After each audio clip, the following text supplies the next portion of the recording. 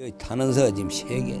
70여 년 전 과거 행적을 고백하는 탄원서를 경찰에 제출하고 국회의원 사무장까지 지낸 아버지가 어느 날 행방불명되어 아들은 지금껏 아버지의 마지막을 알지 못합니다.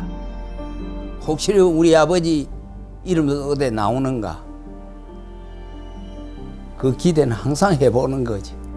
아버지가 억울하게 총살당한 후 그 원통함에 스님이 되었다는 아들.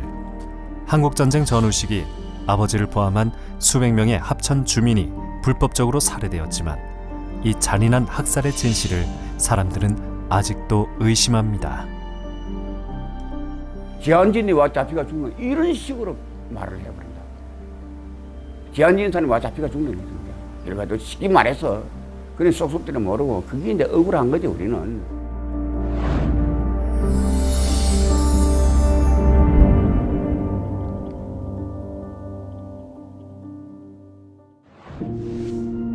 경상남도 서북부에 위치한 합천군은 세계유산인 8만 대장경과 장경판전이 전해지는 고장으로 1개의 읍과 16개의 면으로 이루어져 있습니다.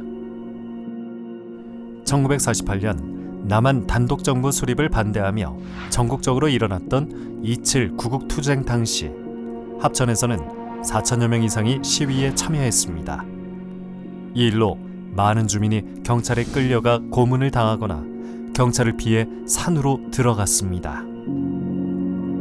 만대산을 비롯해 험한 산지에 둘러싸인 합천읍 내곡리는 읍내에서 가장 높은 지대에 자리한 오지마을로 입산자들의 활동이 활발했던 곳입니다.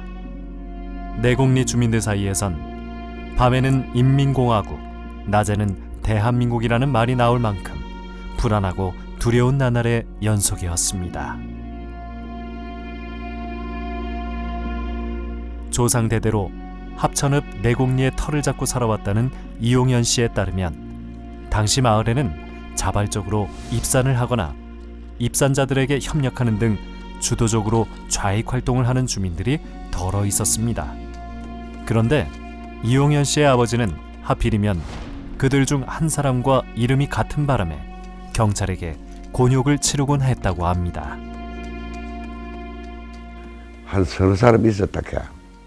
그것도 이제 어복참 말마디는 하는 사람들이 그 사람들이 있었는데 마침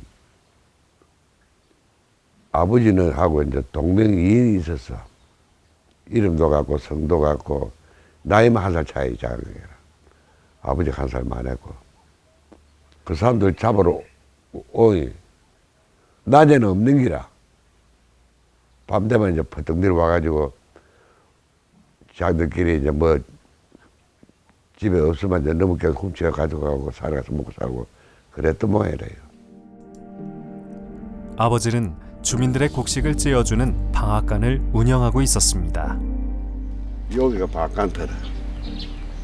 여기 바깥터고.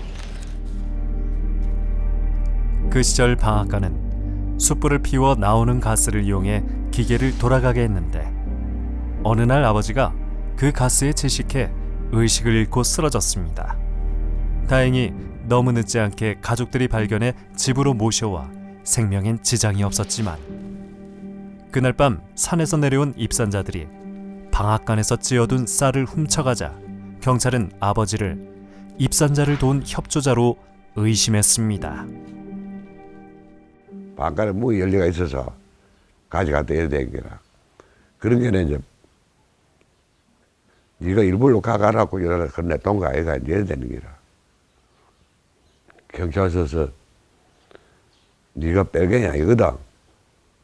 이거 경찰서에 뛰어와 있거라. 그래 이제 그 내려갔어. 뭐 돈이 없으니까 방도 못 구하고 아는 사람이 하나 있어가지고 이제 거기에 뭐 한 얼마인 좀 있었어. 그런데 논하고 있어야 물이 마르면 나는 이게 안 되잖아요. 그러고 뭐 올라와가고 이제 올라와 본 기라. 아버지는 무고함을 증명하기 위해 경찰이 시키는 대로 읍내에서 지내던 중 농사를 살피러 돌아왔다가 다시 의심을 샀습니다. 그리고 며칠 뒤 아버지는 결국 대양면으로 가는 길에 있는 산골짜기로 끌려가 총살당했습니다. 당시 경찰은 상부의 명령에 따라 입산자 검거에 사활을 걸고 있었기에 이름이 같았던 입산자 대신 아버지가 희생을 치른 겁니다. 그 담당 경찰이 함을 와도 못 잡는 기라. 자, 이름 똑같지, 성 똑같지, 나이 1살 차이인 게네. 그러면 아버지를 잡아간 기라. 잡아간 게네, 경찰서 본 게네, 이거 쌀도 저거는 문 열어서 가갔다 하는데, 가가라고 문 열어놨지. 너도 뺄게이다. 이래 된 기라. 1949년 늦여름 아버지는 그렇게 황망히 돌아가셨습니다. 겨우 8살의 나이에 집안의 유일한 남자이자 가장이 된 이용현 씨는 온갖 굳은 일을 하며 가족의 생계를 책임져야 했습니다. 어머니와 할머니도 품을 팔아 손을 보탰지만 삶은 이루 말할 수 없을 만큼 궁핍하고 비참했습니다. 지금 개도 소도 그래 먹고 안 살아요. 짐승들도 그래 먹으면 죽어. 그래 봄에 쌀 한 대 가지고 추석에 그거 가고 재소방 했다 그러면 막 그 무었다 소는 못 할까 이라.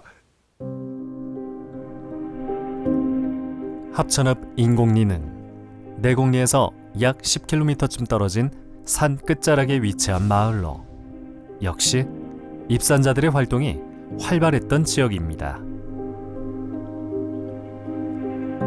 19살에 시집을 가면서 고향인 인곡리를 떠났다는 황말선 씨는 한국전쟁이 일어나기 한 해 전 지리산 공비토벌 특경대에게 아버지를 여의었습니다. 그녀의 나이 7살 때 벌어진 일이라 기억나는 것은 거의 없지만 아버지가 희생되기 전까지는 30여 가구가 오순도순 모여 살던 평화로운 마을이었음을 어렴풋하게 기억합니다. 훗날 어른들께 듣기로 아버지는 마을 이장으로서 늘 주민들 일에 진심을 다하는 분이었다고 합니다. 저 요리 보고 앉았었지. 이게 요가 마당되고 요는 멈췄고 집터 와 이리 자겠지 뭐. 누가 좀 뛰가 갔는가래. 이런 게 저까지 좀 들어온 것 같아요. 지리산 공비토벌 특경대는 1949년 4월 15일 내무부 훈령 제11호에 따라 설치되었는데 이들은 그해 9월 3일 인곡리에 들어와 빨치산 협조자를 색출한다며 50-60명의 주민을 묘산면까지 끌고 갔습니다. 진실화해위원회 조사에 따르면 연행된 주민들은 묘산면 장터 앞 창고에 2-3일 동안 갇혀 있었습니다.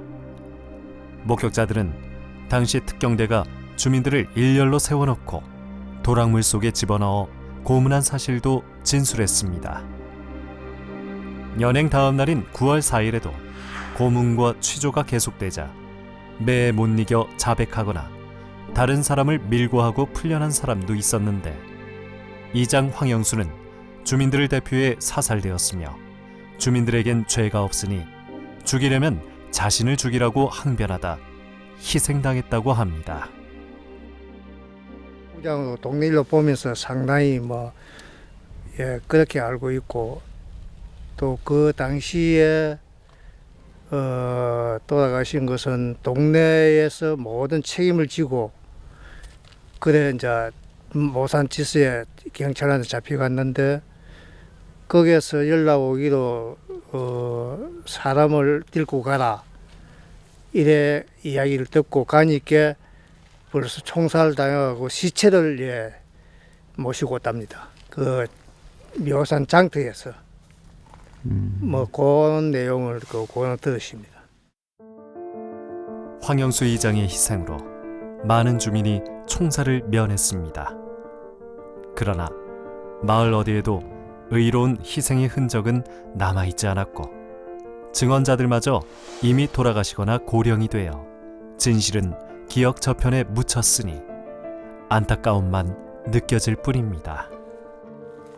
그동안 가난했던 삶이 버거워 아버지를 그리워할 수도 마음껏 슬퍼할 수도 없었다는 황말선 씨는 오랜만에 아버지 산소를 찾았습니다. 어느덧 80이 된 노구에 누가 데려다줘야만 겨우 찾아뵙고 있지만 억울하고도 의로웠던 아버지의 희생이 오래도록 기억될 수 있기를 바랄 뿐입니다. 나는 사실은 내가 이래 누가 안 따라오면 못 모른다. 그래. 찾아올 줄 모른다. 어디가 뭐 모른다 이거. 그렇지. 못 따라오지. 내가 차가 있고 저거나 나도 신랑만 일찍 안 가서만 딛고 댕겼으면 한 번씩 오볼까 이라. 못 오가고 못 오고. 율곡면 낭민리는 한국전쟁 이전 윗동네와 아랫동네를 합해 100여 가구가 살던 제법 큰 마을이었는데 이곳에서도 대여섯 명의 주민이 희생되었습니다. 낭민리 아랫동네에서 나고 자라 윗동네로 시집을 왔다는 강숙여 씨의 아버지도 희생자 중 한 분입니다. 일본에서 유학한 아버지는 1947년 고향에 정착했고 자식들을 대구로 진학시킬 계획에 고향과 대구를 오가며 지내던 중 1949년 11월 5일 집안 제사가 있던 날 밤 갑자기 들이닥친 사람들에 의해 끌려갔습니다. 제사 준비하다 잡혀갔대요. 무조건 야밤에 와서 잡혀가니까 누가 잡혀간 처음에는 몰랐는데 그 다음날 연락이 왔는데 경찰서로 오라게 가니까 시신을 경찰 마당에 쭉 높이 놨는데 살은 사람은 숨이라 조금이라도 붙은 사람은 시신 좀 사람을 데리고 가고 죽은 사람 시신 못 가고 하더랍니다. 그래가 보고 확인만 하고 죽은 걸 확인만 하고 그대로 돌아왔대요. 합천군을 가로지르는 황강줄기가 율곡면을 지나면서 청길 낭떠러지의 절경을 빚어낸 개별이라 불리는 산이 있습니다. 이곳은 큰 개별이와 작은 개별이로 나뉘는데 강숙여 씨의 가족은 경찰서 마당에 아버지의 시신을 두고 온 보름 뒤 경찰로부터 작은 개별이의 시신을 감회장했으니 찾아가라는 연락을 받았습니다. 어머니는 갓 돌이 지난 강숙여 씨를 업고 15살 된 큰아들을 데리고 와 묘처럼 생긴 곳을 찾아 한참을 파헤친 끝에 겨우 아버지의 시신을 찾을 수 있었다고 합니다. 가족 외에는 못 가고 하더랍니다. 그래가지고 저를 얻고 엄마하고 이제 오빠가 15살이면 오빠하고 둘이가 갔대요. 가가지고 어디쯤 있다 해가지고 묘를 대충 어디쯤인데 우리 엄마가 이제 뭐 홈인가 사부로 팠대. 파니까 오빠는 무서워서 뒤에서 울면서 아이다 고 가자하고 엄마는 그때 뭐 보이는 게 없잖아요. 그래 그걸 파가 흙을 앞처마에 쌓이면 옆에 붓고 또 흙을 옆에 붓고 이래가 본게네. 파고 보니까 발 밑에를 팠는가 봐. 팠는 게 발하고 옷이 엄마가 해가 그 옷을 얼굴에 덮어놓고 흙을 감회장을 해놨더래요. 강숙여 씨의 아버지는 잡혀간 날 밤 경찰의 고문으로 돌아가셨고 그 시신은 보름이 지난 후에야 엉뚱한 장소에서 수습할 수 있었습니다.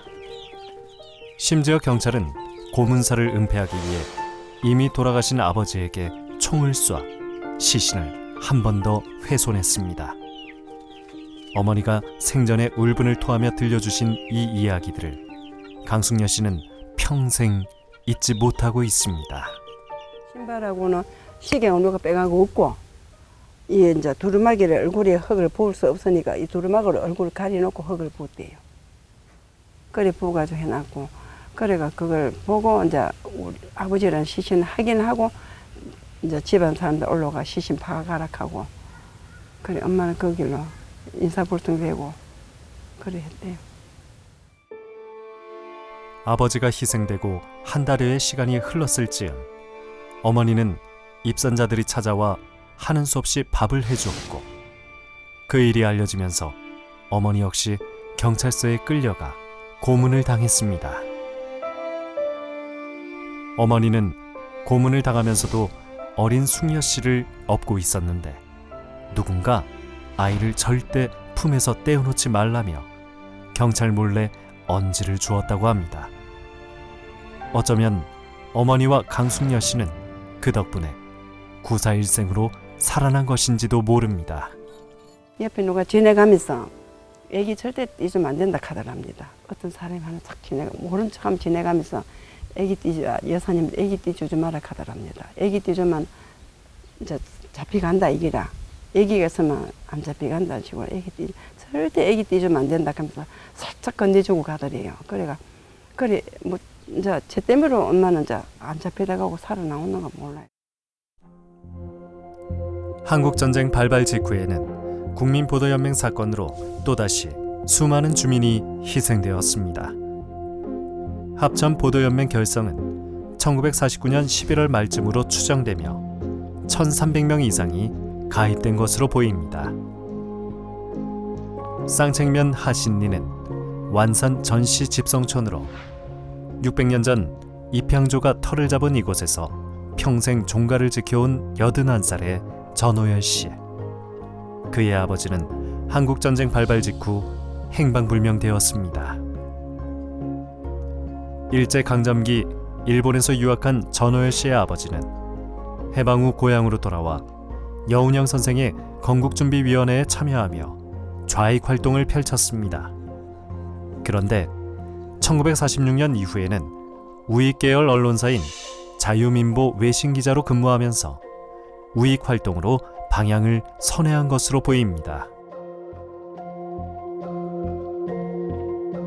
1948년 우익 정치가였던 이원홍이 국회의원 선거에서 합천갑 선거구에 출마하여 당선되자 아버지는 그의 사무장이 되었고 1949년 12월에는 합천경찰서장에게 과거의 좌익활동 행적을 반성하는 내용의 탄원서를 3번에 걸쳐 제출하면서까지 보도연맹에 가입했습니다. 그럼에도 불구하고 아버지는 변함없이 경찰의 주요 감시 대상이었습니다.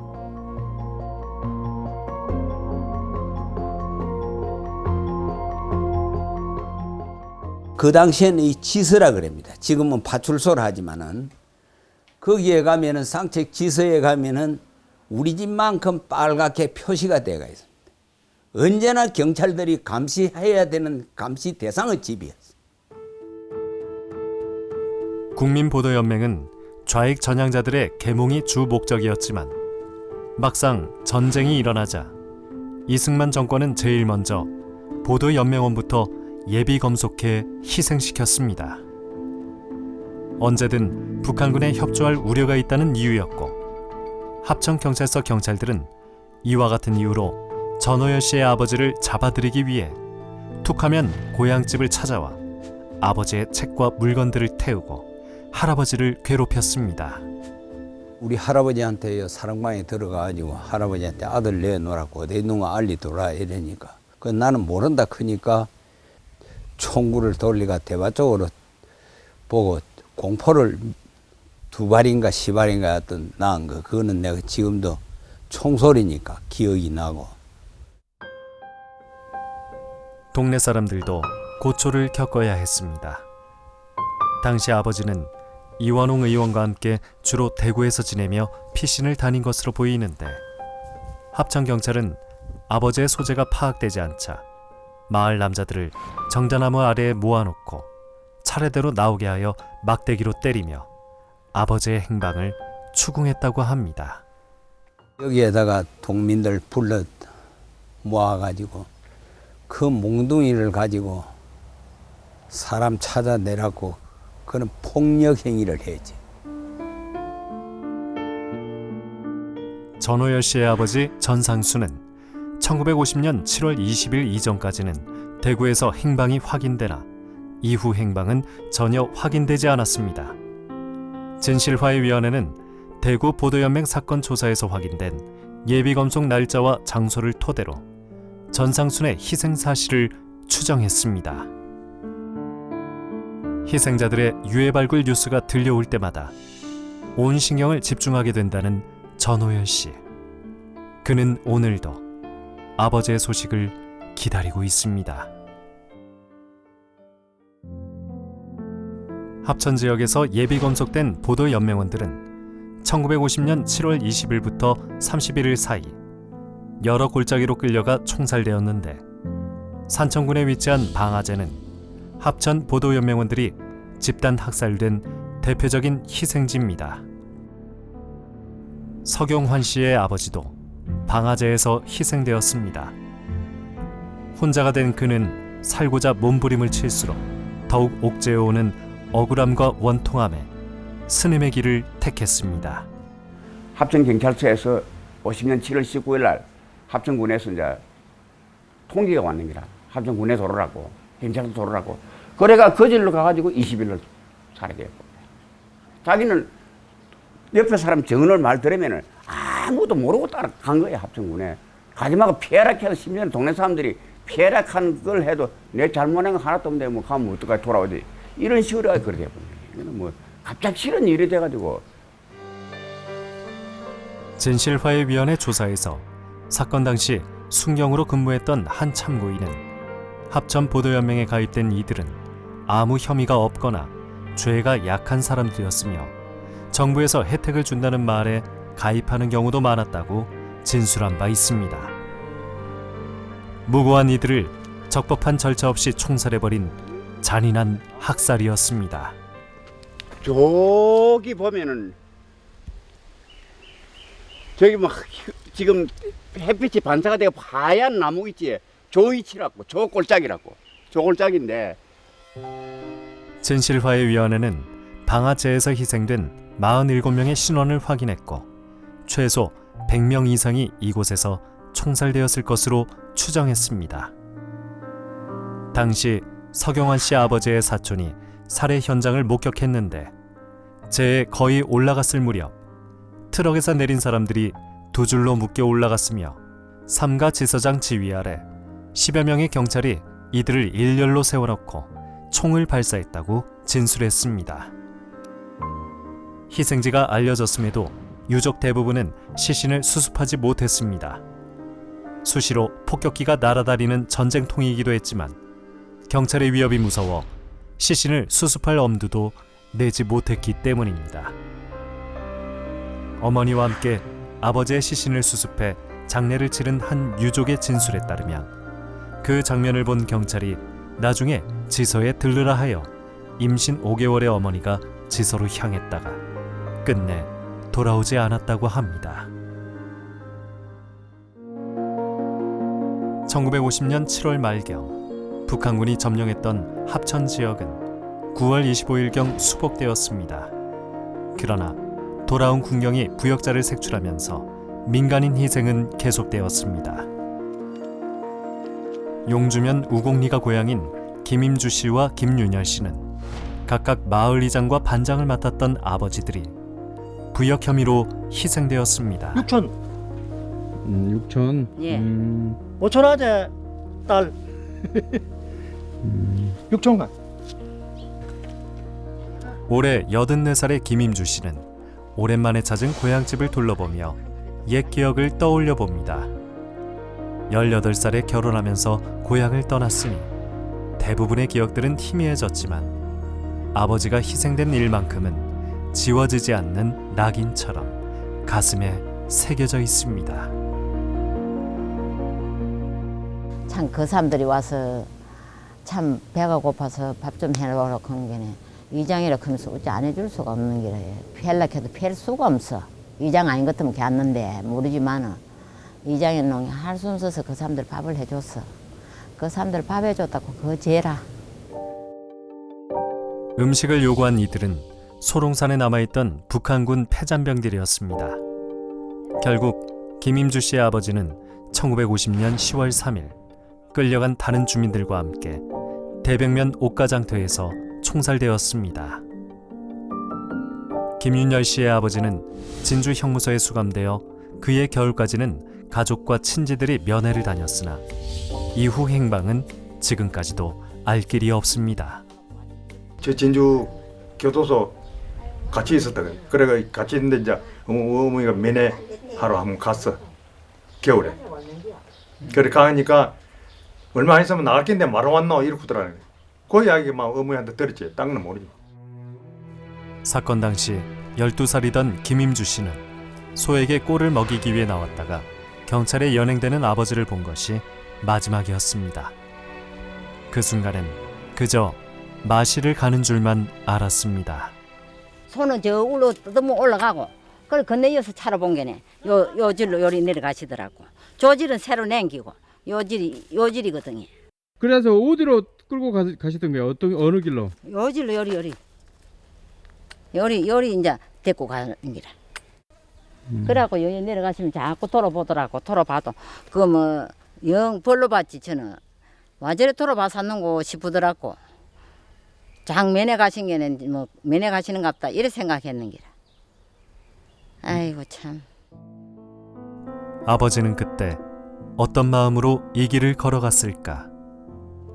김임주 씨에겐 인사조차 없이 아버지를 떠나보낸 한설인 길이었고 이제는 그 길을 거슬러 올라가 선산에 모신 아버지를 뵈러 갑니다. 아버지의 시신은 작은아버지가 수습해 왔습니다. 작은아버지 말씀에 따르면 발견 당시 시신은 옷가장터 한쪽에 가마니에 덮인 채 흙으로 감해장되어 있었는데 가슴에 총상을 입은 상태였다고 합니다. 세월이 흘러 기억 속 아버지의 얼굴도 희미해졌습니다. 시간을 되돌릴 수만 있다면 자꾸만 돌아보던 아버지를 향해 아버지 하고 목청껏 불러보고 싶은 마음입니다. 아이고 우리 아버지 생각하면 억울해서 제발. 아이고 불러나 복골 싶고 그만 후회가 되지 뭐. 그런 게 이래 차를 보고 자꾸 이래 돌아봐 가다가 또 이래 돌아보고 돌아본다니까. 그게 어지 같다 큰 게네. 거기. 아, 어제 일 같아요? 네, 어지 한 같아. 거기. 그래 안 잊어삐지더라고 거기. 네. 아이고 참.